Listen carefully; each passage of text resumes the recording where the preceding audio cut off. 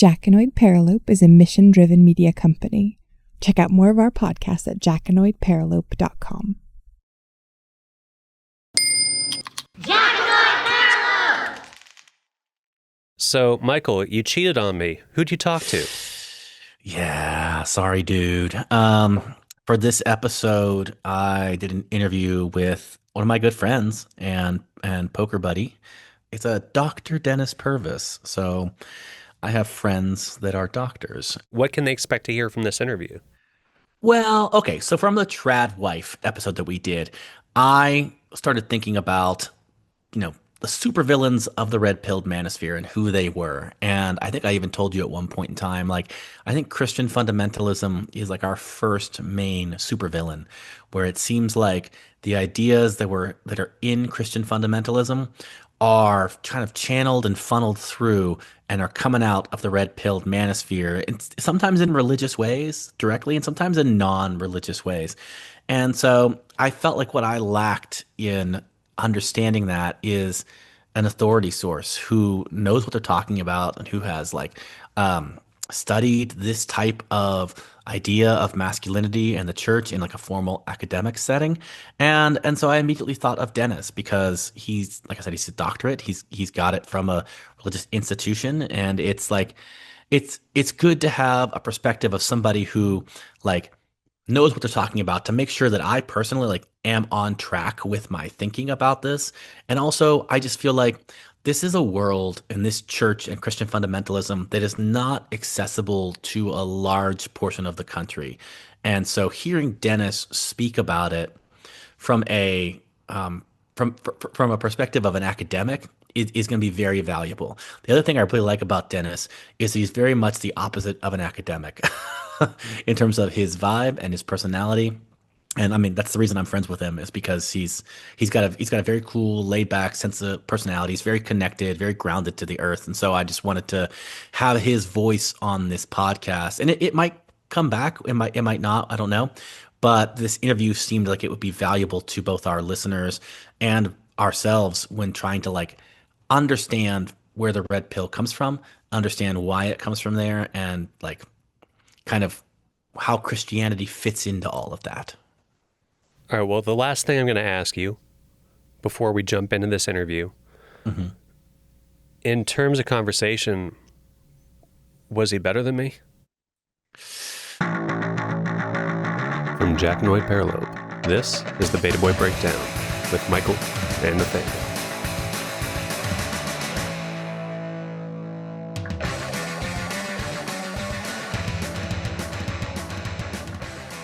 Why don't you just start off? Tell me about yourself, Dennis. I know you for years through. We play Texas Hold'em poker together, and we kind of vibe the same politically and as personally. But I don't know you in this type of actual academic context or anything else about yourself you want to tell me. Go for it. Well, my name is Dennis Purvis. I do have a PhD. In leadership studies, specifically theology of leadership. I went to a small Christian liberal arts school for my bachelor's, Lee University in Cleveland, Tennessee. My first career was journalism. I left Lee with a journalism degree and an English degree, and went to University of Missouri, journalism school for grad school. Phenomenal school, one of the best journalism schools in the country, and basically wanted to become a journalist and a sports writer, and down the road, sports was okay. Loved it, and investigative work. I loved investigative reporting. Did you ever get to have a career in that? Did you ever have jobs? For a minute, I got into this. This was the late 90s, right as newspapers died. Oh, okay. So I picked a great career just as newspapers died. I worked at the Post-Dispatch, and had taken a job with the Times-Picayune in New Orleans, and then honestly got called back to Lee. They needed a journalism professor. Oh, okay. So I came back here and took over student publications, and made that shift from, we were still printing a print and then made the shift to online.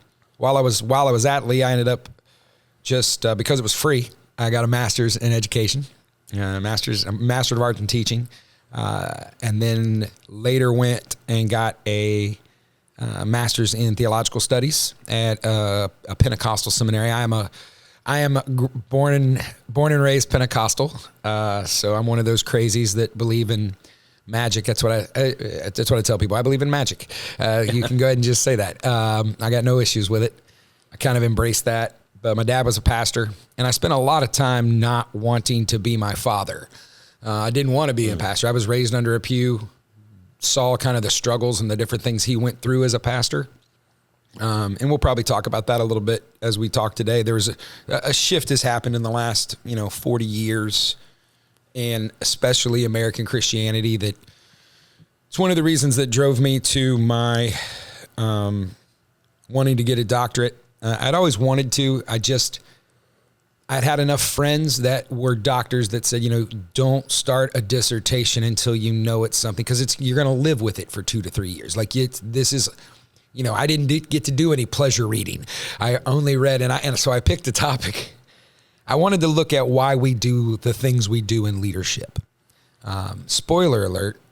Yeah. In the church, it's not because it's theological. It's sometimes, most of the time, That's the hook, y'all. Yeah, most of the time it's a little pragmatic and political. And so I had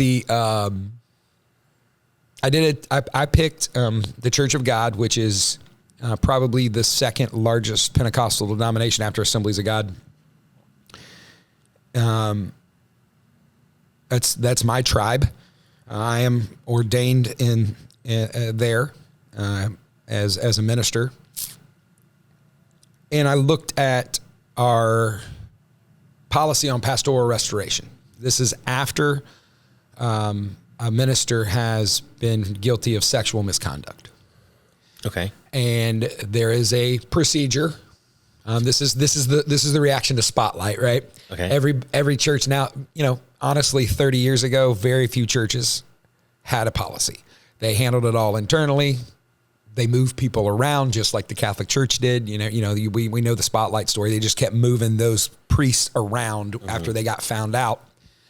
No real accountability. Well, the one thing about Spotlight is that it forced the issue for a lot of churches. So what I looked at is I did a narrative study and working with the ministerial care division of the church, found 3 participants that had committed sexual misconduct. Ironically, all 3 were with congregants. They were all males with female congregants of their church. 2 were a full-time pastor. 1 was a youth pastor at the time. And they have all 3 been restored to ministry and are now in the pastorate. They're all 3 in pulpits, leading churches. And I just saw what came out of that was 3 this was just happenstance, 3 very different views of what happened, 3 very different views of personal accountability, a lot of victim blaming. There is a lot of I'm sure we're going to talk about this today, but it's the undercurrent of misogyny and entrenched patriarchy, which to me comes out of fear of losing that position for a man. And even I didn't ask this question, but all 3 participants identified with a Bible character. And the characters they identified with could not have been more perfect to demonstrate their personal accountability and culpability. Let me put a hold on you right there, because you said so much more than I thought you were going to say. Yeah. And I want to make sure we get a couple things out of the way and then go back into that. Right ahead. This is the Beta Boy Breakdown podcast. I've told you a little bit about it and like what we do. And like what we struggle with here and trying to figure out things. And we focus specifically on the red-pilled manosphere, which as a term you've heard of. Absolutely. Okay. Yeah. So I listen to Theo Von. Come on. I always start up every episode off with defining the red-pilled manosphere, right? And this is a changing definition that we have. So this is like my most current version of this living definition that I have. And so I define taking the red pill as waking up to the truth that modern feminism has ruined society, and that the solution is for men to reassert a rigid patriarchal framing over American culture, romantic relationships, and public policies. That's different than how the red pill would define themselves. They would define themselves as like waking up to the dynamics of gender and how, like, you know, feminism has won and men are being oppressed and that kind of stuff. So one of the main, I call them supervillains of the red pill manosphere, like where a lot of these ideas and thoughts kind of wellspring from, is Christian fundamentalism and evangelicalism. Absolutely. Yeah. So that's why I wanted to bring you on here as somebody who is deep into the church their entire life, as somebody who has taught at universities, Church of God universities, and somebody who has gotten their doctorate and studied. And I didn't know the journalism thing, which is even better because like I see that tie from like spotlight and investigative journalism into like your dissertation. And so somebody who has grown up in that community and who has also kind of not fallen down that rabbit hole, which is like somebody like me, right? I grew up in this area of the country, and I never kind of did those views. For me, it's a little easier to understand for me personally because my parents weren't very religious. I grew up Catholic, but we didn't go to mass or anything. But like hearing somebody who have been saturated in these ideas but hasn't fallen to them is like super fascinating, because it's like, why are you different? Let's not give me too much credit. Yeah. There are definitely times in my life that I fell into it. Yeah. It probably cost me my first marriage. Okay. Can you explain more about that? If you can explain? Yeah, I would just say that, you know, I was just gotten out of seminary. And really, I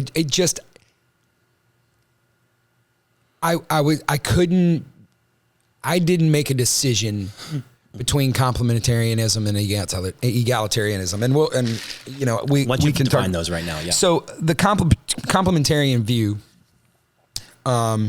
is what most fundamentalists, Christian fundamentalists, and when I say, let's back up one more time. Mm-hmm. So let's talk about the difference between, just for the listener, evangelicism and fundamentalism are not necessarily the same thing. They kind of grow out of each other, but it would kind of in the way American evangelicism was first, right? Oh, okay. You're looking mid 18th century, 19th century. You start seeing this, and what it really was is a spiritual. It was a reaction to Catholicism. It was Anglicanism, the more liturgical, even the Eastern Orthodox. It was a freedom from man-made creeds. It was a freedom from the Apostles' Creed, the Nicene Creed, whatever it is. It was really what it's rooted in is Catholicism's theology is that you need a mediator to get to the mediator. And what I mean by that is Catholics it's not demanded of them to read scripture or to pray or confess to Jesus in a prayer. They have a priest that will do that for them. Yeah, or saints. Yeah. Yes, they have their saints. And when Jesus ascended in Acts, he said, I go to sit at the right hand of my Father. He is the mediator for us. When we pray, evangelicals believe when we pray, we're praying to Jesus, who is mediating all of our concerns, our wants, our desires, our pains, our struggles to the Father.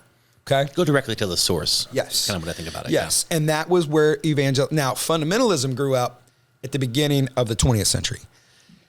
And what this was, there was about 100 years after. Yeah, it was, and this is not, think about what's going on in the country right now. You've got prohibition, you've got talking back when fundamentalism was coming up. Yes. Yeah. And one of the big things that, as we sit here in Cleveland, Tennessee right now, we are literally 30 minutes from Dayton, Tennessee, home of the Scopes trial. Mm-hmm. Evolution. Evolution was a threat to Christianity because they could not see how evolution could be reconciled with the Bible and the story of creation. So this was not just this was science trying to disprove God. This was, now we're educating our children about this craziness when God created the heavens and the earth in 7 days, right? Mm-hmm. So there was these 12, I think it was a series of 12 essays called The Fundamentals by Christian theologians at the time, mm-hmm. that started a movement to biblical literal translations to this day. And we still see it today. As crazy as it is, Bryan College is a college in Dayton named after William Jennings Bryan, who was the lawyer and, ran for president, politician. He's buried at Arlington. He was a American statesman and attorney, and he was there to defend creationism in the Bible at the Scopes trial. Bryan College, if you teach there, you have to sign that you believe that the earth was created in 6 literal days. What's crazy about that is that those are days like 24-hour days. Yes, and what's crazy that even Bryan in the Scopes trial said, well, that could have been millions of years because exactly. It's time. Isn't there a verse like 1,000 years is one day to the Lord or something like absolutely, that? Okay. And it's if God exists as we believe outside of time and space, mm-hmm. and of gender, which is something that I feel like is lost in these topics, especially by the Manosphere. Mm-hmm. Or simplified, very simplified. Yeah, so fundamentalism grows out of that. And then you see really proponents and that evolves to and this is also at the same time, the birth of the Pentecostal movement. Mm-hmm. The Pentecostal movement is beginning, and that is a return to speaking in tongues, divine healing, the idea of backsliding, the idea that you can lose your salvation. If you ever talk to a Baptist, dates are important. They can tell you the exact date they were saved because they believe in the finished work of Christ. You get saved once. Yeah. Can't undo it. You already did it. That's the date, right? Yeah. That's why family Bibles are so important to Baptists because it's the date they were saved, right? Pentecostals believe, no, you backslide. You need to pray again. You need to get saved again. Because there's an active work of the Holy Spirit of signs, miracles, basically all the gifts that Jesus and his disciples and then later the apostles had, which we call it Reformed theology, which is it's typical Baptist, Lutheran, pretty much everything but charismatic and Pentecostal believe that those acts died with the apostles. Okay. Pentecostals believe, nope, still happens.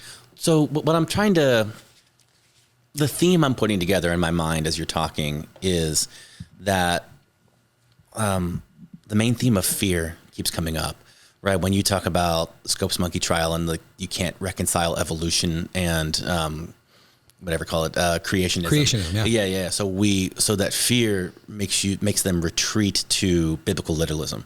Right, and certainty, and say, well, this has to be the case because the Bible says it's so, kind of thing. Well, you got to keep in mind that what we're talking about is not a shallow fear. We're talking about, for a believer, you're talking about going to hell. Yeah. You're talking about eternity. Yeah. This is eternity. Oh, it's a real fear. Yeah. I don't want to minimize it. No. And when you have that. What is interesting is another aspect of evangelical movement, the fundamentalists, especially the fundamentalists, was an anti-intellectual revolt. Mm-hmm. Catholics... and who were the intellectuals at this point? It would be the Jesuits. I mean, Catholics. Think about it is... religious intellectuals. You can talk about... there was a book about how... basically these monks and these priests that went around and formed universities, literally educated the world, because where they went, universities sprang up. Where they went, seminaries sprang up. For instance, when the Church of God started in the teens and 20s of the 1900s, one of the first magazines that they put out, that they still publish to this day, called The Evangel, the headline was "Seminary equals cemetery." That if you went to seminary, because there were no fundamentalist schools then, there was you could only go get Reformed theology or Catholic theology. Yeah. That's all you could get. Yeah. So if you went to these places, your spirit died, right? Mm-hmm. They were going to educate out of you your belief. Yeah. So what this brings up is this: in the last 100 years, all these Bible colleges that showed up, all the Bob Jones, Lee College, later Lee University, Bryant, Evangel, Assemblies of God, Wheaton College in Chicago was the place. It was, to your point on the Manosphere, it is where there's a great book and papers written on this about how the football program at Wheaton in the 30s and 40s was where these ideas of masculinity came from, this ruggedness. Strangely enough, it comes from a very Catholic archetype. Kind of the Catholic archetype for manlyhood is this. There's four things. It's king, warrior, lover, magician. Okay. Right? Where did those come from? I've never heard of those. Yes, they're the the idea of a man has dominion, right? The Bible says, you have dominion over the earth and over your home and this. So you're a king, but you also have to be a fierce warrior to protect that home and protect your beliefs. You've got to be a lover to your wife. You've got to be a lover to your children and your neighbor, and a little bit of a magician where you are kind of making things happen because only you can figure it out. And there's been lots written about this, but that's if you look back through, primarily Catholic academia all the way back to the 1600s, you see these undercurrents running. You see these, and it's rooted in kind of the ideas of they all try to tie it back. Christ should be the ultimate archetype for a Christian man, and to get back to where the question you asked again, so we've got this kind of basis of kind of the history of how these things have grown, and then and I would finish that line of thought with, after the 40s, you see things like Jerry Falwell, who starts a church, becomes a mega church, starts his Lynchburg Bible that becomes Liberty University, that is now one of the largest online universities in the world. Mm-hmm. You see mega churches, you see personality driven, but in all of this, you see this push from Falwell, especially Pat Robertson, James Dobson, even Piper, this idea of political action. Yeah. Getting involved, speaking your mind. One of the things, for years, the Church of Christ has a saying. And some people, they go, the Church of Christ, I've seen that, but I've never heard from them. It's because their motto is, where the Bible speaks, we will speak. Where the Bible is silent, we'll be silent. Mm-hmm. And that's just to say, like, you'll never see anywhere. You'll never see a Church of Christ person out on an abortion picket line. Yeah. Because the Bible doesn't talk about it. Literally doesn't talk about it. You'll never see a Church of Christ tell you not to smoke a cigarette. Yeah. Tobacco is not in the Bible. Yeah. Okay. You don't see Church of Christ talking to you about drink, because, there are obviously some folks that are teetotalers, but that see that way, but because the Bible says don't get drunk. Mm-hmm. Yeah. Right. And that is really just an admission. If you're going to be a bishop, if you're going to be a pastor or a leader, role model to Jesus' first miracle was water into wine, and it wasn't grape juice, y'all. It wasn't Welch's. This was probably the good. I mean, if Jesus is making it, it's good stuff. So that's what kind of gets us to where we are today. And you can kind of see how you can trace that to how things switched politically, especially in the South between Republican and Democrat after the civil rights, how the religious right moves in the 80s, 70s, and 80s, and then Newt Gingrich Contract with America had all these undertones, like all these things. And throughout this, and I would say that this is an underline, and I would, if listening, I know you said you had a living definition. I think this is the only thing I would add to it is there is a victimhood that exists in all of this that comes from religious, because in my theology class, the first thing I show my students is the family tree of all the denominations. It all starts with Catholic. Anybody wants to bash Catholics, bash this, we all started as Catholics. Jesus started, the rock on which he built his church was Peter, the first pope. Yep. Okay? The Catholic Church is where it all started. We all owe them. We've all descended from them. And to see how and most churches and most denominations have broken off really because of, think about this, Anglicanism only exists because Henry VIII wanted a divorce. That is the only fundamental difference between Anglicanism, the Church of England, and Rome. That is the only, and the Vatican. That's the only difference. There are, to this day, there are still snake handling churches that exist because of one verse in Mark that talks about I will not fear the bite of the viper, right? A lot of these, there are all these sects that come off of that. But in all of these, every one of those churches, every one of those movements started in a very similar way, and it was under persecution.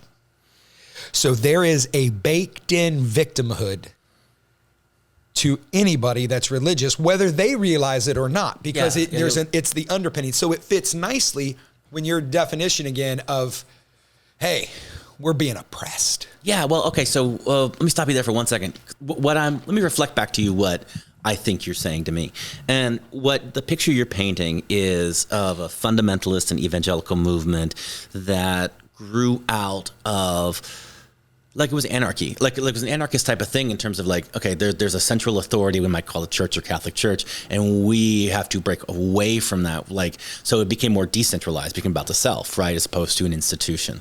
And the word we use in theology is it's very liberal. Now, no one wants to use that word, but liberal in academic sense. Evangelicals are extremely liberal. I mean, Catholics are the conservative, right? Evangelicals are the liberal side of theology. Yeah, they're the Portland. And yes, they are. they're Portland. And honestly, and anarchy is a great word for it because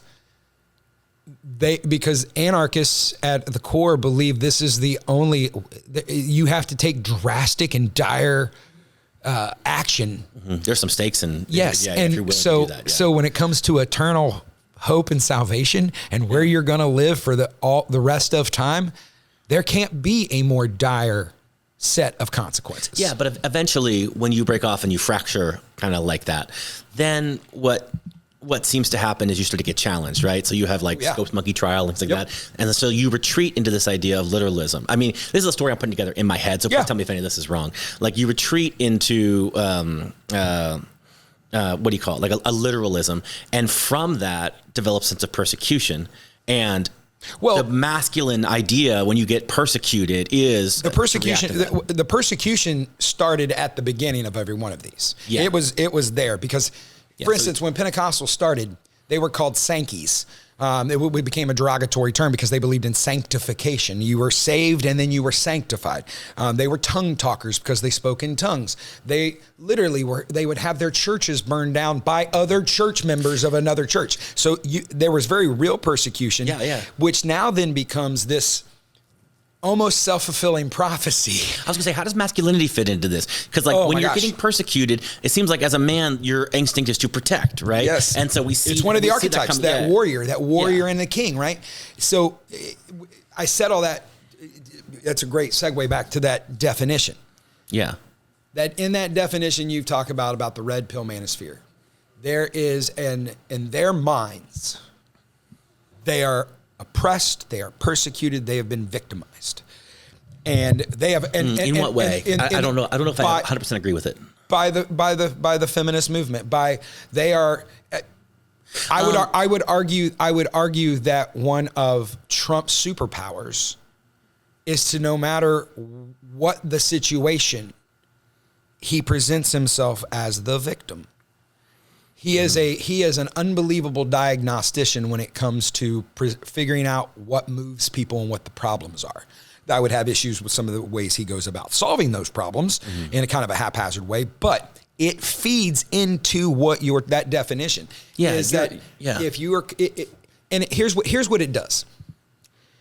And think about this. If you're you've already said not growing up religious. I can tell you that I grew up with a fear. Things like communion, the Lord's table, the Eucharist, right? The bread and the body, or the blood and the body of Christ. Yeah, communion is what Catholic call it. Yeah. I grew up scared to death that if I wasn't right with God when I took that, I would be struck dead. Yeah. And when you have those kind of fears, and you know that that's on you, if you can find a reason to assuage yourself of any accountability, right? Say a little bit about that, and then I want to go back to... Yeah, so when it comes to masculinity, when it comes to how they're being victimized and oppressed, if you haven't reached your goals in your job, in your finances, in your love life, is it the decisions you made? Or is it this system, these feminists, I'm a man and I'm not being appreciated as a man. I'm being victimized. I'm being held down because some woman did this, or some man or woman loving man did this who's empowering. It's an excuse. It is very much a way to... Well, I can tell you in Christian, hang on real quick. In Christian circles, there's always somebody that would come up to us every Sunday at church. And I've been on staff as a staff pastor, never been a lead pastor. I've been a music pastor, a college pastor. Pastor, the devil's really been fighting me. And sometimes you just got to go, no, Judy, you just made a dumb decision. That wasn't the devil. Devil doesn't have to try real hard with you. You're doing meth, right? But when you can give people that are, giving your oppression the personification of the devil, and you're just like going, okay, this is a very real thing. Yeah, you're seeing this happen right now in the wake. And again, I don't want either of us to get canceled. But cancel us. It's fine. Canceling is fine. But in the wake of what's happened with Charlie Kirk. Yeah. Okay. So dating this podcast for a second. Yeah. Yeah. We're a few weeks outside of Charlie Kirk's assassination here. Yeah. But how many times have you heard they are coming to get us? There is a movement to oppress us. There is a movement to silence us by creating this very real devil in their minds. Like this is the enemy at work. Like that, no matter what we find out about this kid that murdered him. And to be clear, Christ is pretty clear about killing, not a good thing. That you are, it doesn't matter what we're going to find, that it will be preached both religiously and politically as a pretext. Yes. Yeah, this is a pretext. This is just there's plenty more coming. Yeah. They tried to take out Trump. Now they took out Charlie. Yeah. Right? In the same week, we have guys going and shooting up a Mormon service. Where was that, in Michigan or wherever it was? I don't know about that one. Minnesota maybe. But there's all this stuff going on. We've got, so this idea of I'm not where I want to be as a man. It can't be because of what I've done. Okay. Yeah. Good point. So going back for a second we talking about the red pill manosphere, and I agree with you on all of that, right? That feeling of being persecuted or oppressed or whatever is totally all in that manosphere.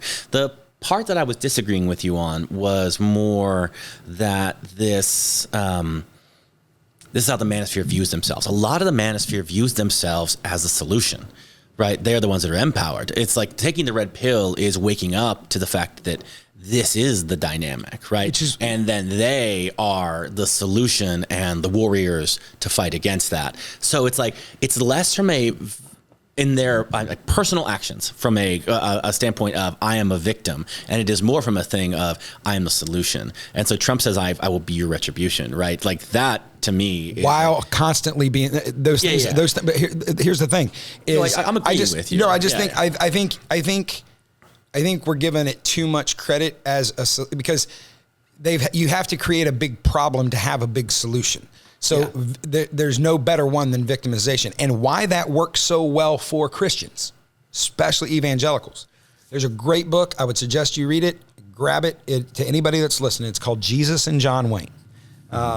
Kristen Cobes-Demez, she is a PhD from Notre Dame.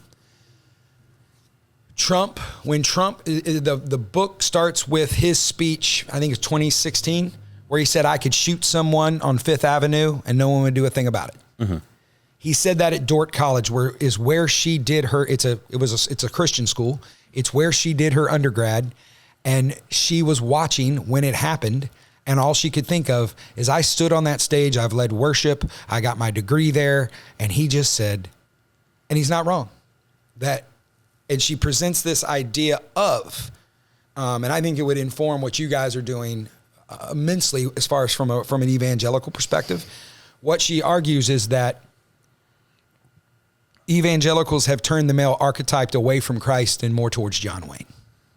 Okay, say more about that, because that's fascinating. That's what you were just talking. Think about what you just said about being this warrior that can solve this problem. Mm-hmm. John Wayne was the ultimate man's man. He was, and specifically like a boomer. Yeah, yes, the boomer man's man. And it's this, and we're making America great again, right? We're going back. Yeah. We're going back to these Ronald Reagan, cowboy, John Wayne, these archetypes of rugged individualism, do whatever, smoke 4 packs a day, kind of, it didn't matter. Mentioned rugged masculinity. Kind of like the Marlboro Man kind of a deal, right? Teddy Roosevelt. Yes, perfect. That kind of idea. And so you've seen in the where these two things, I think, where the red pill manosphere and modern evangelical thought have sort of, I think they were kind of parallel for a while, and where they've now intersected is that they are both subscribing to the same solution for manliness, which is, damn what anybody else says, do your thing, protect your family. The idea that Christ was a pacifist, but now guns are complete. The Second Amendment is championed primarily by Christians, overwhelmingly. I think the NRA is over 80% professed Christians in a world that's now under 50%, right, in America, right? Mm-hmm. So you get these conflations of ideas where there are Christ-like attributes in that manlyhood. You've seen this push, and what are the Christ-like? You saw this in recent years of servant leadership, loving your enemy, turning the other cheek. These are all things that are Christ, is what we are supposed to espouse to as Christians. And are you saying those are also present in rugged individualism, masculinity? I say that this, I don't think you're wrong. No. In the last 30 years, John Piper was big into this. And you've seen it in even the Covey books or the Laws of Leadership, where, John Maxwell, all he did was apply the laws of Christ, the teachings of Christ, into the boardroom, right? And it became a bestseller. And who is John Maxwell? John Maxwell is one of the most prolific and best-selling business coach writers of all time, and he talks about the laws of leadership, and all he did literally was kind of take the Sermon on the Mount of the meek shall inherit. Basically, it was a reaction to Is it the 48 80s Laws of Power? Is that him? Yeah, and yes, and you're getting, and what you get is, I don't know if that's him. I'm Googling right now. But what I would tell you is that think about this was a reaction to, think of the movie Wall Street, think of Michael Douglas, Greed is Good, Gordon Gekko. Yeah. This became the softer CEO, right? Mm-hmm. This is, you're going to care. This is, we're going to care about your people, and people will never follow you, Michael, until they know how much you care. Right. Mm-hmm. So you see this, but to the new version of of the Manosphere. Yeah. They're looking for let's go back to Gekko. Let's go back to Greed is Good. Let's go back to go get yours. Protect at all costs. Come get you're not going to take my guns. Mm-hmm. And with that is this return to a view of women. And this gets us back to your initial question. It gets us back to complementarianism, where mm-hmm. women are seen in a very biblical way. And this is from Catholic to fundamentalism. It runs the gamut. They are helpmates. Yeah, they are, and this comes out, this comes out of 1 Timothy. Go ahead. I didn't ask about complementarianism. I told my outline. No. You did at the very beginning. We talked about. I started the history of this. You had asked about complementarianism. You asked me to define complementarian and egalitarianism. I said, well, we need to start with defining in which way we're going to define it. Oh, yeah, it was a long time ago. But to you talk too much, Dan. Well, it's. Here's. Well, I apologize. I was gonna. No, you're fine. I was gonna say, what is complementarianism? Define that for me. Yes, complementarianism is the idea that women were designed by Christ, and this is in a Christian way is how I'm defining this, just so everyone knows. Christian theology is that women were designed as a helpmate to the man. How did we get to that view? Genesis. It's from the first chapters of Genesis. Is this a fundamentalist, literal interpretation of Genesis, or is this something No. No. It's completely backed up with, Paul in the New Testament, mm-hmm. In 1 Timothy 2, where he says, basically, women need to dress modestly. They need to listen and learn in silence. They should not have authority over any man. Now, that is also, then he says, 1 Corinthians 14, I think, that they should keep silent in churches, and that they should be in submission. Back in that 1 Timothy part, he goes so far to say is in the garden, story of Adam and Eve, right? The man was not the one deceived.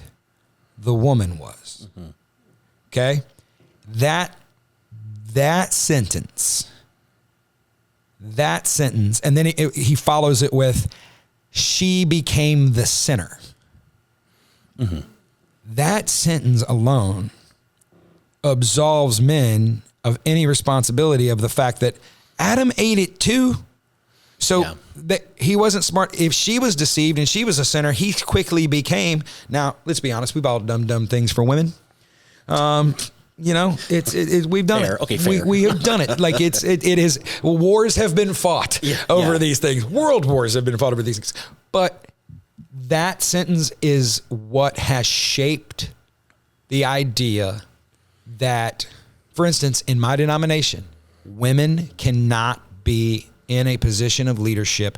They will allow them to pastor churches, but they can't have men under them on staff. They cannot reach the highest levels of our leadership. They cannot be a overseer over a bishop, administrative bishop over a state or territory.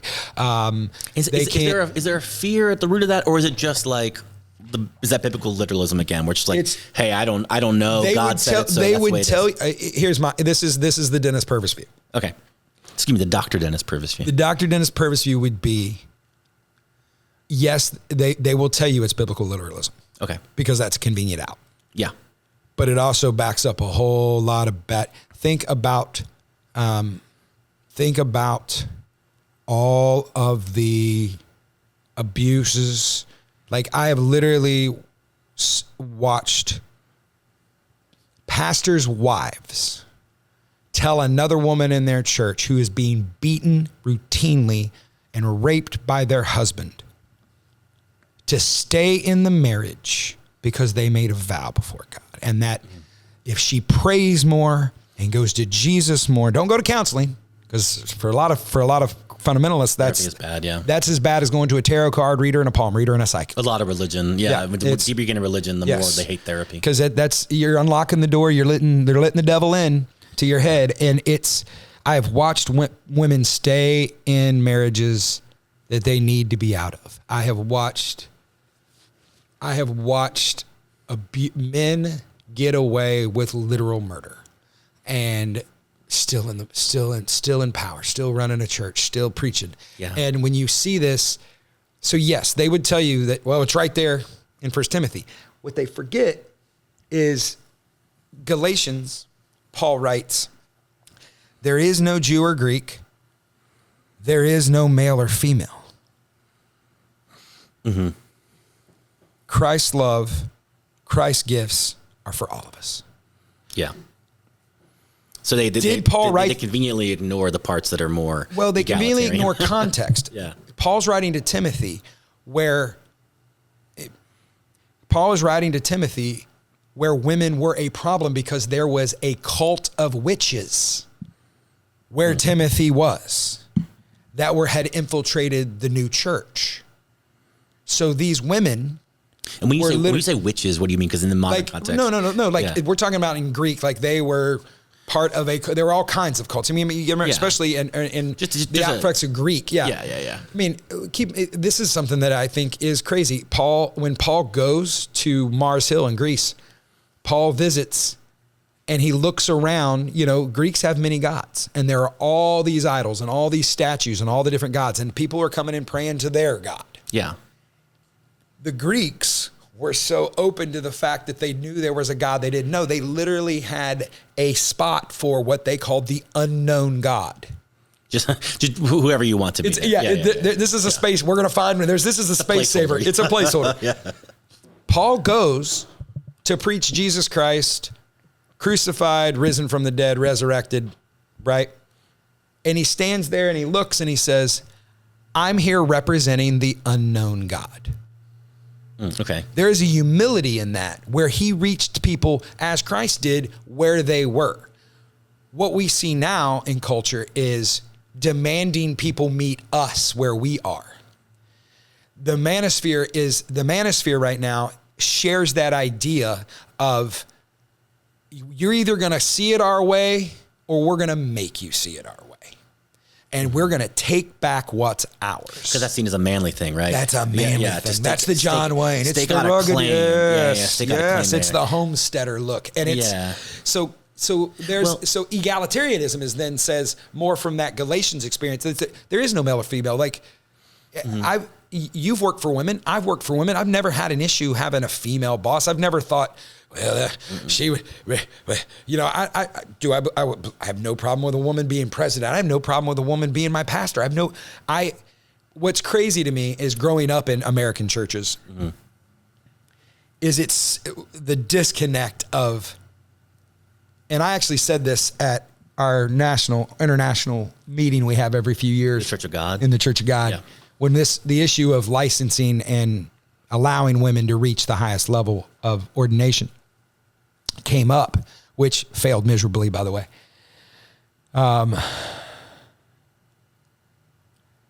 When was the last time you went to church and saw a dad bring in his 3 kids to church without his wife because she doesn't want to come to church? Mm-hmm. I'm 48 years old. I have been in church for 48 years. Don't believe I've ever seen it. I've asked my father, who's been a pastor for 40 years. Maybe once, he said. And it was usually because they were having issues, or it was separation kind of a deal, or an ongoing marital situation. But how many women came to church every Sunday with their 3 kids in tow, with a husband who only showed up on Christmas and Easter to make her happy? These are the women that run the nurseries. They're the women that are greeting you at the door. They're the women that clean the church. They're the women that lead the worship. They're the glue that holds the American church together. But because we have penis issues, they can't tell us what to do, Michael. Yeah. That's complementarianism. It feeds this hierarchy, it feeds patriarchy, and it feeds misogyny. So there are two places I started thinking about this as interesting to go. So I want to go down one and then come back to here and go down the other. And the first one is when you're speaking, what I assume is a very minority position in these seminars or places that you go to. I'm assuming there are not a lot of people who like stand up and are on your side with it. You're like, you're against the entire congregation on this. When you say women should be in leadership positions, women should do this, I'm assuming there's not. Like, are there others that are agreeing with you? Or there are. Okay. The problem is, what's the mix? Is it like 70-30, 80-20? I don't. Boy, this is going to sound bad. Okay. I was encouraged during COVID because I was like, well, maybe COVID will take care of some of our problem. Oh, okay. We have in our tribe, there's definitely an age breakdown, but what we're seeing is the younger ministers coming up are more in line with this manosphere. So there is this 65, 70 plus of old school John Wayne, women aren't going to tell me what to do. There's these Gen Zers like me and Gen Xers. I'm Gen X, Gen Z that are like, wait a minute, what's wrong with being, but think about how we grew up and where we grew up. It's like, it's a product of who kind of culture with us too. Mm-hmm. But these 25-year-olds are more in line with the 75-year-olds. Yeah. So I almost wonder if we missed our window. That's the thing I kind of think about because there is such a reaction now. I worry about that. And I would say this, there are so many times people say, why don't you just leave?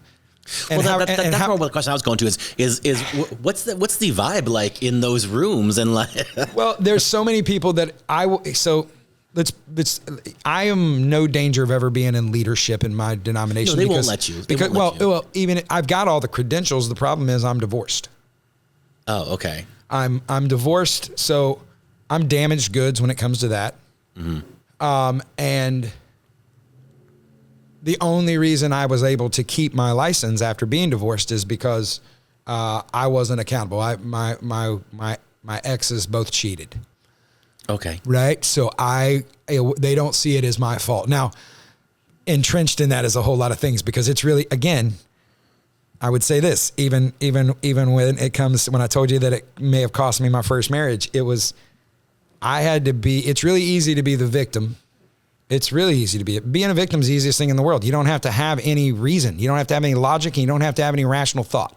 Mm-hmm. You just get to respond, right? Mm-hmm. Accordingly. Yeah. Or unaccordingly, as the case may be. But at some point, you have to get some sort of self-awareness to say, what did I do to make I leave me and look to somebody else? No one wants to talk about that. Mm. And I know a lot of my issues were I went down some of these rabbit holes of not full complementarianism, but boy, did I made some pretty life-altering decisions for us and our family. Is there one that you can describe here? Yes, okay. I gave up $250,000 job to go to seminary. And that is seen as because I felt like it's what God wanted me to do, and I told her about it after I had quit and after I had enrolled. Oh, you're saying the decision to do it without consulting her. Mm-hmm. Okay, yeah. Because in my mind, I was divinely ordained to do it. I felt as if this was exactly what God wanted me to do, and you can say that and still have a conversation before maybe changing our whole financial livelihood. Yeah. But the reason I don't leave, because this is a question I get a lot. Why don't you just find another? I love my denomination because it's what I've grown up in. It's all I've ever known. I want it to change and I want it to be better. And one thing about most people I don't care if you're a Mason in the Elks Lodge or in the Kiwanis Club. You're not going to listen to anybody talk about your club or take any real criticism or advice from somebody outside of your club or organization. Bingo. Yeah. Every time I call my dad and I'm like, I'm giving up my license, he was like, my dad will tell me, son, maybe you were just called to be a shit stirrer.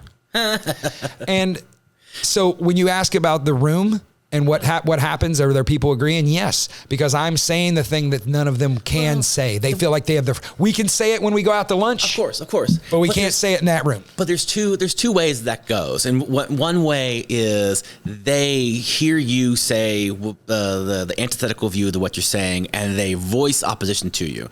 Or, in my experience of Christians, what they do is they go, "Oh, that's so great," and then they talk about you behind, closed doors. And so I'm wondering, what's the vibe? Both happens. And I don't, and then, first of all, and I'm not trying to judge. No. Are Christians bad about that? Absolutely. Yeah. But so are human beings. Yeah. Human beings do it. It's just, Christians do it behind closed doors under the guise of it's more polite. Exactly. Especially in the South. Yeah, they feel. Yeah. Especially in the South. Bless their heart. Did you hear what Michael said? Yeah. Did you hear what he said? The devil's just leading him astray. I'm telling you. Yeah. And it's very passive aggressive, kind of bless his heart kind of things. But really, it's he's going to hell. Yeah. I'm from the North, so we would just say. Cincinnati. Right? Yeah. Dayton, originally Cincinnati. But and very Yankee family. And we are very direct. Mm-hmm. And that was the one thing about the South is that I realized there were people very politely telling me to go to hell. Like I'd leave a meeting thinking, well, that went well. Get 20 minutes down the road and I'm like, wait a minute. Yeah. I think they told me to go fuck myself. In the most polite way possible, and I left with a smile on my face. Like people are good at it. The other thing I was going to say, based off of where we forked in the road, was that was kind of a natural lead in to talk about your dissertation, which I thought was really fascinating in terms of, you said you followed 3 different cases to, what'd you say, pastoral restoration. Okay, yeah. So, is there one that illustrates like the point really, really well, like what you saw happening? Because I feel like that's really fascinating, especially here in talking about the Manosphere, is like, how this kind of lack of accountability that men face, but they still have and want and get most of the authority in life. So when you have authority without accountability, you get abuse. That's exactly right. Yeah, and that's what the church has been baked in for. Yeah, and that's one of my problems with the church, and that's a problem with the. And this isn't now. This has been going on forever, but it's just. Yes. So I will say this. So I had three men. Peter, James, and John. Gave them very biblical names.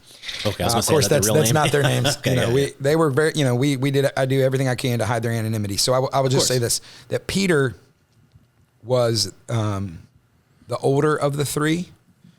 And when I told you that we talked about archetypes earlier.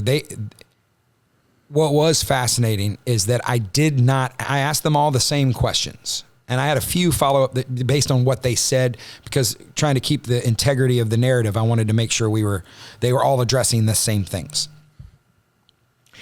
I never asked them to identify themselves with a Bible character.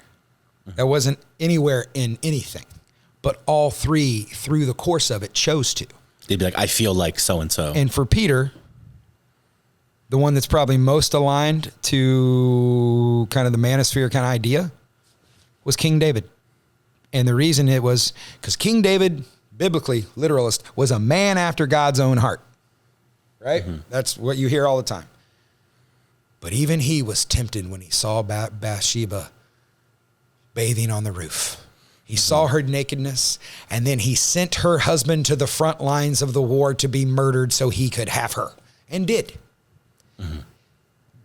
There's no accountability. And even if there was, did he do something bad? Yeah. But did I mention he still became king and he was man after God's own heart? Like that's the mentality. Yeah. And they've identified themselves with somebody who is kingly and godly. And his retelling. And I will tell you what, and this brings up a fantastic point to this that I probably will bet has never been on your podcast. The Jezebel spirit. This is, over the last 30 years, probably one of the most, in my mind, divisive, demonic, and I mean that in a very Christian, spiritual way, to absolutely strip women of any personhood. And it is the idea that Jezebel was an Old Testament queen who literally drove the prophet Elijah mad. Wanted him dead. Looking for him. Like drove him into literally psychologists will say if you want to see a pretty good mental breakdown, you can see this in the Bible. Because he literally he was in hiding in the wilderness. But it was this idea of just a pure evil. Just the evil queen from Snow White, right? Mm-hmm. Maleficent. That's who she's the biblical equivalent of Maleficent. They start using this about 30 years ago about the Jezebel spirit gets in. Peter, in my dissertation, doesn't blame himself for having an affair with a congregant, with another married woman who came to him for pastoral counseling.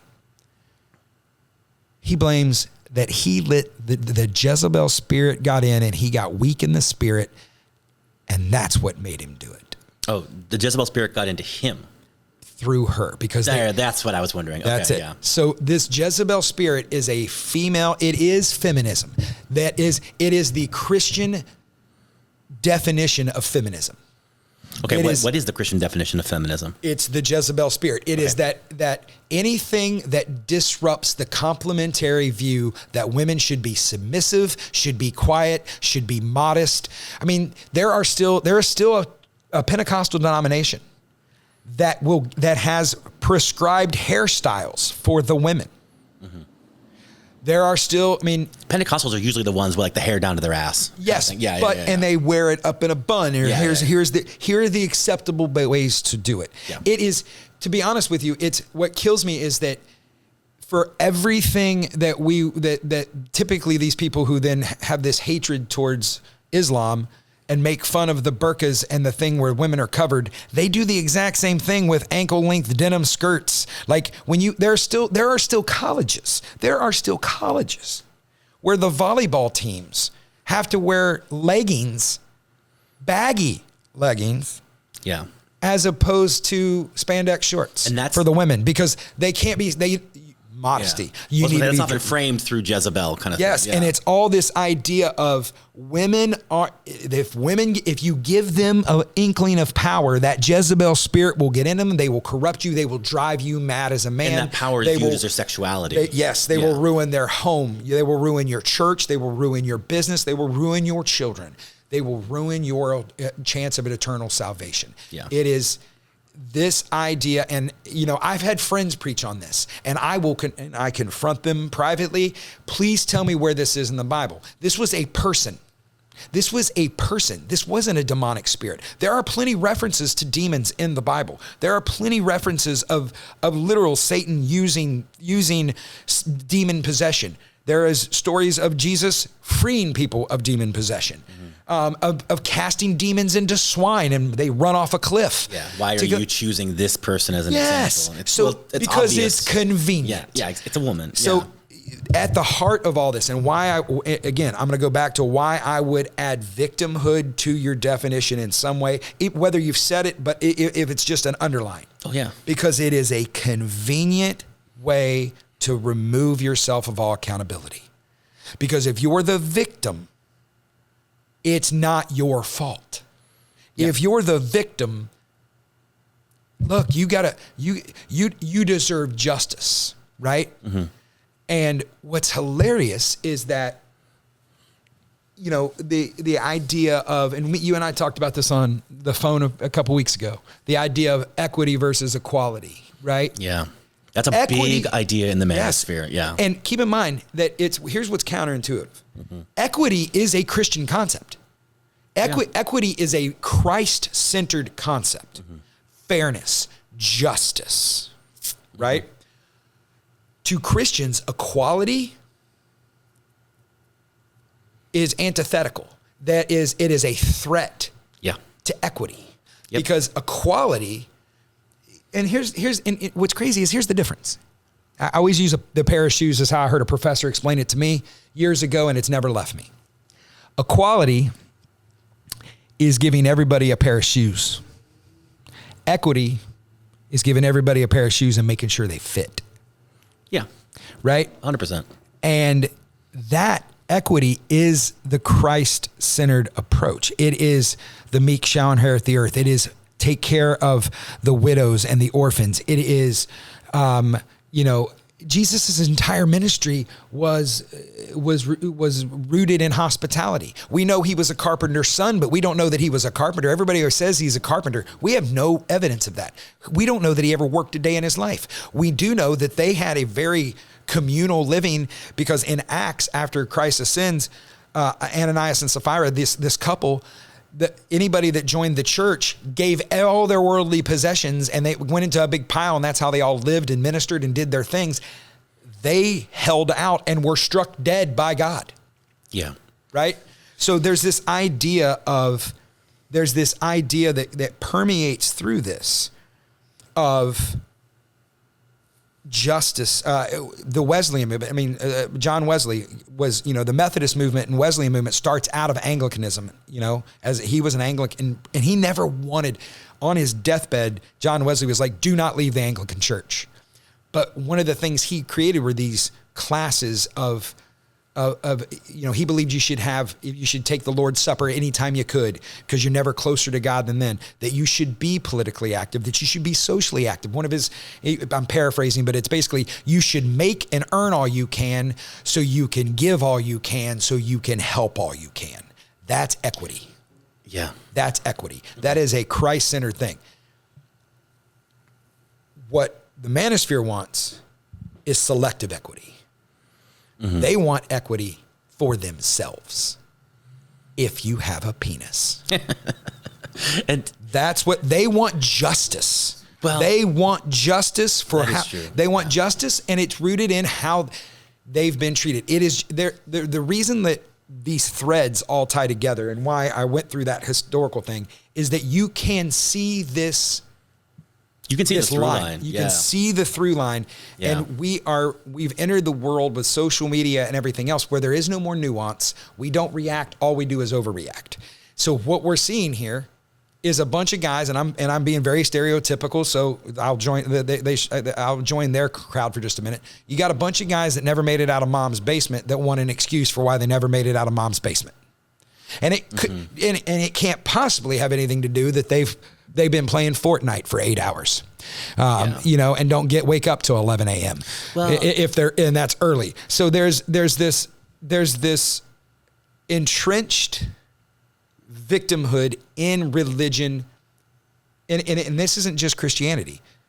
I mean, Islamic teaching is, we have to kill the infidels because if not, they're going to come for us. Yeah, any extremist religious ideology is going to put yourself at the victim, because that gives you a reason to keep going towards whatever goal it is, and that goal could be. And how's that all rooted? Horrible. Yeah. We talked about the very beginning, and you nailed it. And it's all rooted in fear. Yeah, absolutely. Yeah, it's all rooted in some type of fear. Yeah, I mean, it just goes back to a base human emotion. Yes, and fear. I mean, even in sales, I teach my sales folks in business. Every objection that you approach, whether you're buying a refrigerator, a car, or no matter what, or a TV at Walmart, your objection to it, they tell people it's time, money, or keeping up. It's all fear of loss. Mm-hmm. I got to give something up to get this. Is it worth it? Yeah. And what the Manosphere, I think it's becoming its own cult, in the sense of, cults. What I would define as a cult is when they stop.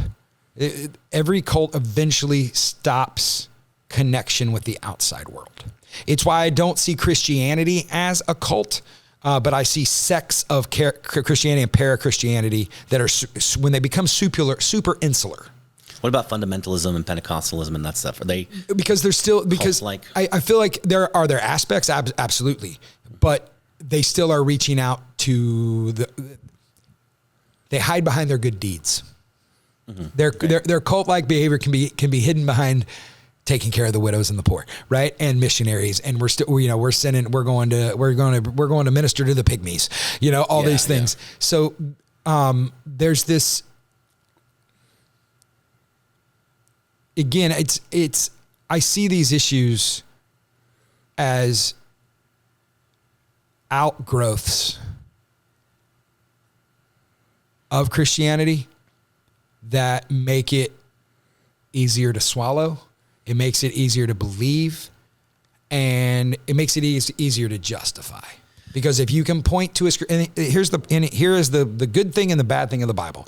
Do I believe that the Bible is the Word of God? Yes. Do I believe that it is alive? And what I mean by that is just like you talked about your living definition.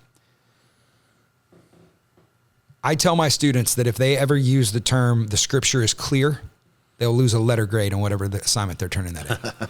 Because for 2,000 years, we've been struggling. There's a lot in the Bible. We've been struggling with it for 2,000 years. If you have the arrogance to believe that you've got it figured out through some sort of divine special revelation to you, you're crazy. Mm-hmm.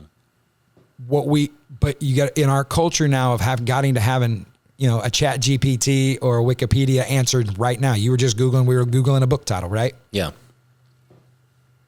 Scripture doesn't provide that. It can, if you want to ignore all context. There's enough words in there to justify just about. Keep in mind, I remind Christians about this when we talk about enough translations to figure out. Yeah. I remind people all the time that, 150, 160 years ago, we were cocksure that slavery was Christian. Mm-hmm.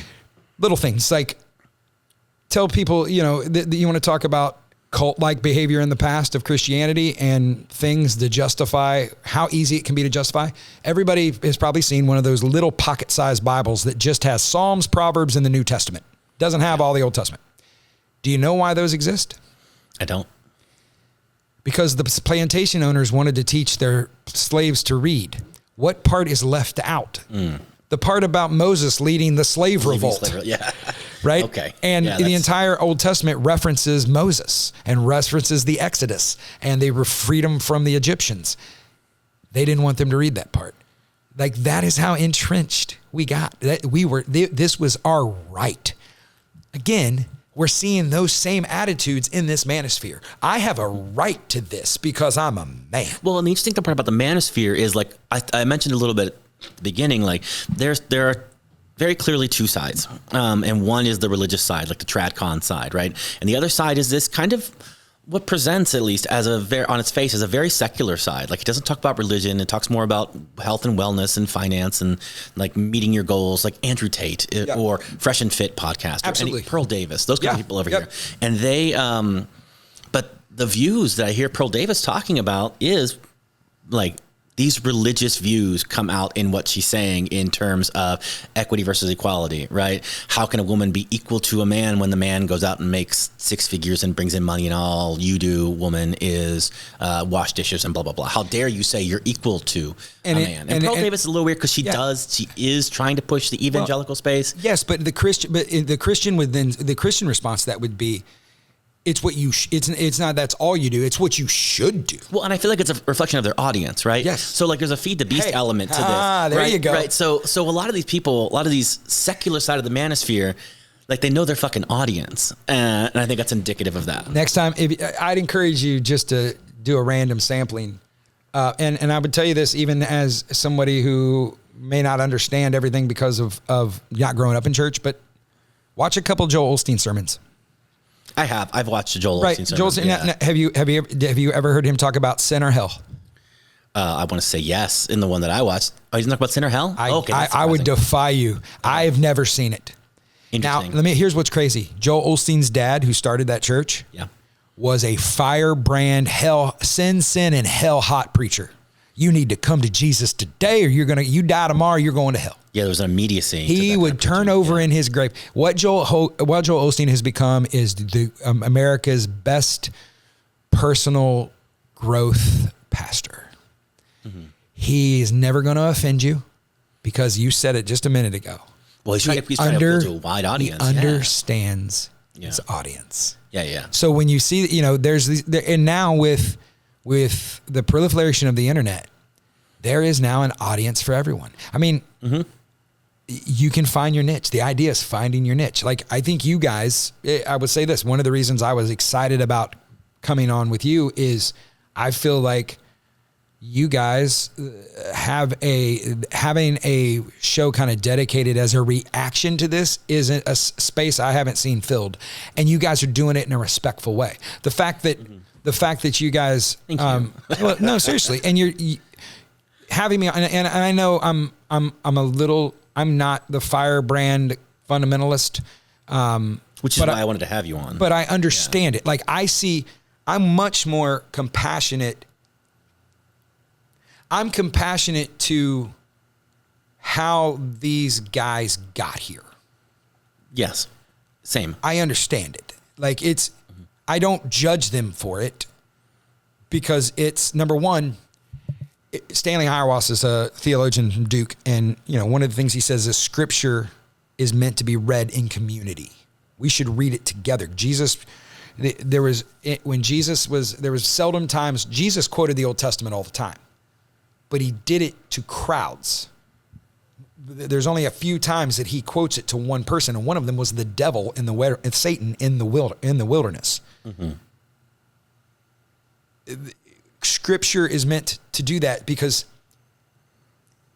you find, and this is why even the secular side of the manosphere is religious in nature, is because, and I use religious not in a Christian, I'm talking about the true, like, lowercase r, not naming a there are type, several Muslims right? Yes. in the manosphere. Yeah, there are other religions present in there. Just that religious idea of like-minded believers. Mm-hmm. We joke if you go to a church on Sunday and you say that you belong to a church and you're going to church every Sunday and you don't have a sinner sitting there, you didn't. Some churches don't want drug addicts. They don't want the drunks. They don't want the homeless in there. They don't want to look at that on Sunday morning. But if you don't have that in your church, which is the reason we exist, the church we were called to be the faithful representation of Jesus Christ in this world. We are to preach the gospel. We are to preach him resurrected and alive and back from the dead. We are to be co-sanctifying, co-sanctifiers of this world. If you don't have those people sitting in your church, you're just having a family reunion every Sunday. Yeah, you're in a curated space. So that's why there seems to be a religious and a secular, or we'll say a spiritual. I'd use the word spiritual manosphere, and then that are approaching it from a spiritual point of view. Yeah, they justify the hierarchy, the God, man, woman, child, like umbrella of authority, Bill Gothard hierarchy, as through a religious context on the religious side and through a natural context. Like this is just what naturally is supposed to happen. And I would argue that the secular side is piggybacking because they're talking to the religious people in their audience. Yes, because the spiritual has given them the foundation to speak so. Exactly. Like that's what people understand. They've all heard it. I mean, you weren't raised necessarily in church, but you've heard this. I mean, it's American osmosis. It's going to feed into you. Mm-hmm.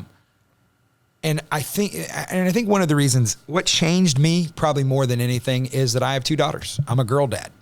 And the thought of my children growing up as villains, whether they want to be or not, whether they've done anything to justify it.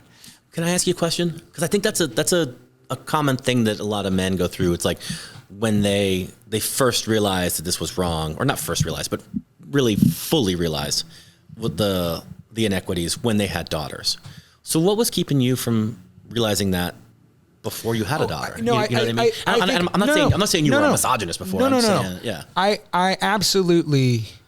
For me, my journey was, there was a lot of conflict from my dad. My dad is, he's much more conservative than I am, but much less so than his parents and his grandparents. Like I felt like we've eased over time. Yeah. Delusion. The Purvis, but you got to remember too, there's the idea of folk theology. There is a anti-intellectual movement in fundamentalism and intellectualism. Mm-hmm. We talked a little bit before. When you said intellectual, you meant Catholic Church and stuff like that. I mean, the way we mean it colloquially today. Like coastal elites. Look at the attacks on the universities right now. Yeah, exactly. That is Christians are right there with that because that's a spawning ground for Satan. It's a spawning ground for blue-haired social justice warrior feminists. Yep, and what's crazy is that we are supposed to be the social justice warriors. Jesus was a social justice warrior. Okay, that's a good point because I have often thought, I'm like, we fell into this problem, which like 2016, like this Manosphere stuff started to kind of come on the rise, and it paralleled the rise of Trump, which I don't think is a he's a symptom. He's not the root. Yeah. I don't think that's, whatever. But my point is that like that kind of stuff started to rise up, and we tried on like the secular left to combat that by saying like maybe we threw that's fascism or that's sexism or Me Too or whatever we threw at it. And I kept being like, where's the religious left in all of this? Because the solution to the religious right seems to be the religious left. And when I think of the religious left, I think of Martin Luther King, or I think of something like that. And I'm like, where are they in this debate? I don't see them. I can tell you where we were. I can tell you where we were because I consider myself part of it. Is a lot of times there is one of our faults, and I would say that you see this in the Democratic Party to today. It's this idea of we're going to sit in our ivory tower. We've got our PhDs. It's why I don't like telling people I'm a doctor. It's why I don't, it's not on my business card. It's not in my emails. But have you used doctor yet? Have you been like, that's I'm doctor? Like, I have a PhD, right? I've used. You're a real doctor. Then. Yeah. No, but it's, they laughed it off. There's this idea that it's almost the self-importance that the Manosphere is trying to claim and restore. I would say that the left, both religiously and politically, has been hiding behind and thinking, well, this will take care of itself. Oh, we've made all this progress. We're not going to go back. Yeah, we sure are. Watch it. Watch what's happening. That's exactly what's happening because we didn't do anything. We just tried to talk the fucking problem to death is what we did. But we talked to ourselves. Yeah. We didn't go talk to them because I'm telling you, there is very much, and if anybody wants to fight, any of my academic friends want to fight me, come on. There is a very real, even at a small Christian liberal arts school, there is a sense that because you've decided to be enlightened and get your degree, that you're somehow better. And that we are somehow better, and that everyone will eventually come around to our enlightened way of thinking. Mm-hmm.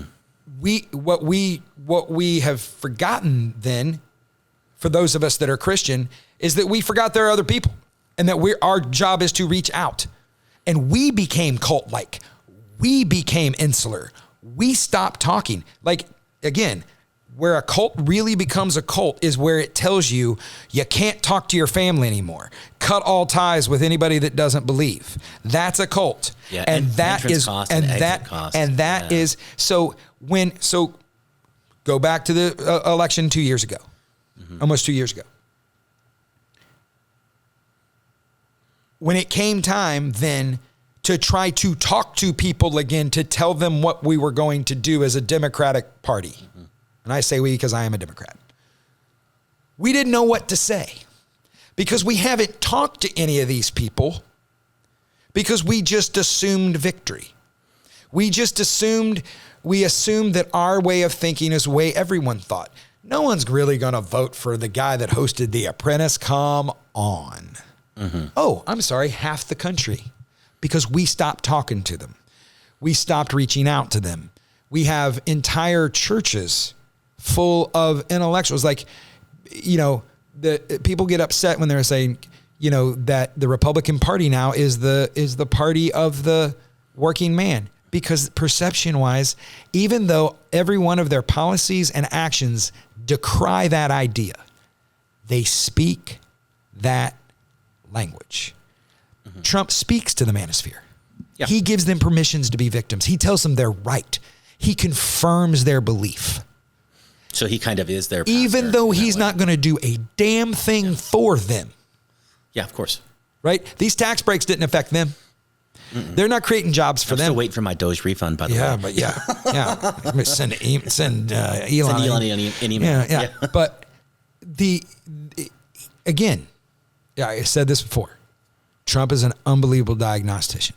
He can sense where people are hurting, and he is probably one of the most skilled politicians I've ever seen in the sense of talking to you where you are. And anybody that's ever been with him one-on-one says he makes you feel like you're the most important person in the room. Of course. Yeah. Right? He has genuine talents. He has that Bill Clinton. I mean, that's what everybody said about Bill Clinton. Bill Clinton came out of nowhere. He was the governor of Arkansas. Yeah. He wasn't even cool. Somehow we found it cool because he played saxophone on Arsenio. I don't even know I still don't know how that's cool. You ever gone back and listened to that saxophone? Yeah. It's not very good. No.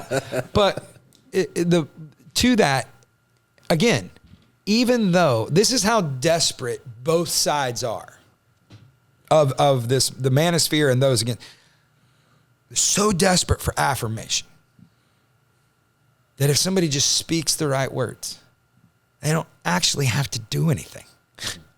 Yeah. And it just soothes their soul. It gives them purpose. It justifies their purpose. So when you see the Andrew Tates of the world and these folks, I don't disagree with everything they say.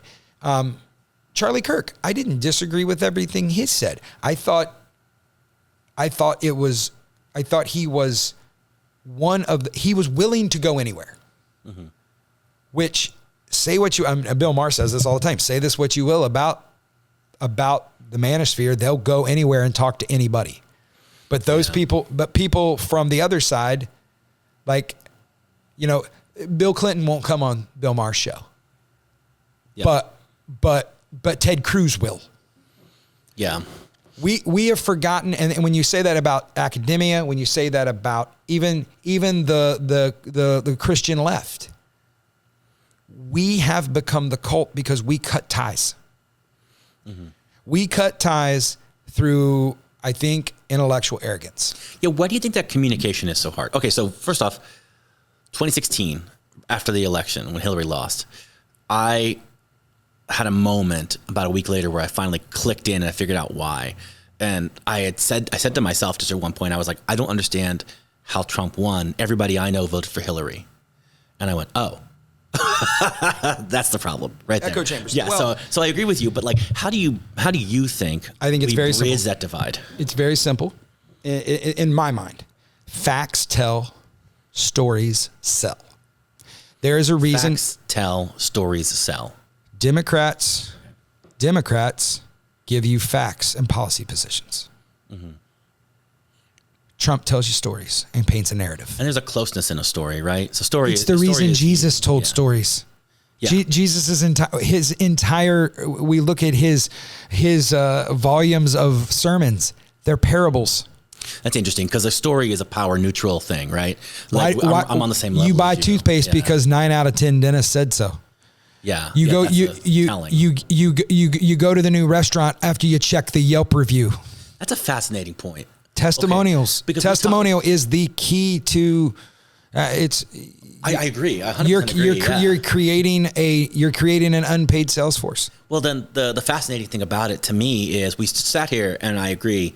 We talk about hierarchies when we talk about Christian fundamentalism, right? And everything is set up in a hierarchy. In the Manosphere, everything is set up in a hierarchy, and they justify that a million different fucking ways. But that's what they say the world is set up as.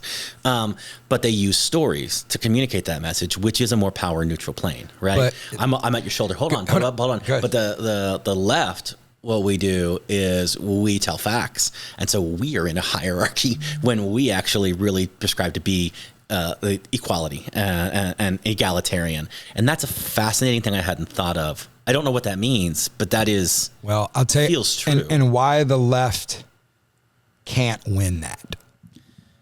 Oh yeah, we can't. They can't, well, and I'll tell you. Well, think about this. You talked about it. The right is going to tell stories. They're going to do all this. But even if you are atheist, mm-hmm. you consider the Bible a book of stories. Mm-hmm. The right's story, when it comes to feminism, when it comes to complementarianism, when it comes to misogyny, when it comes to hierarchy, whatever term you want, patriarchy, whatever you want to say, it's rooted no matter how you view it, secular or spiritual, in the greatest story ever told. That's that's a term for the Bible, right? Or just a book of stories, however you want to frame it. It's a story that's been around for 2,000 years. And it starts in the first 3 chapters of the book. That man was created first, woman was created second, because God looked down and said, it's not good for him to be alone. Mm-hmm. To the fact that she was deceived by the snake, by the serpent, by the devil himself in snake form, to do the one thing God asked them not to, and then corrupted the man by getting him to do it. And she pays, keep this in mind, theologically, she pays for her sin, Michael, through the pain of childbirth. Because what that says is that childbirth was going to be painless until she became a sinner. When their eyes were opened, she did it to herself. The wages of sin is death. Yeah. So even through redemption, and through Christ, and through him on the cross, we still have to bear the agony and the consequences and the wages of sin today. There is a very real truth in the sins of our fathers are revisited on the sons. There is a very real truth, and we are still paying for the sins of others. We, right now, you and I, from a Christian biblical point of view, are paying for Adam's and Eve's sin. But from their view, we are only paying for Eve's. Dr. Dennis Purvis, I think that's a good place to end it.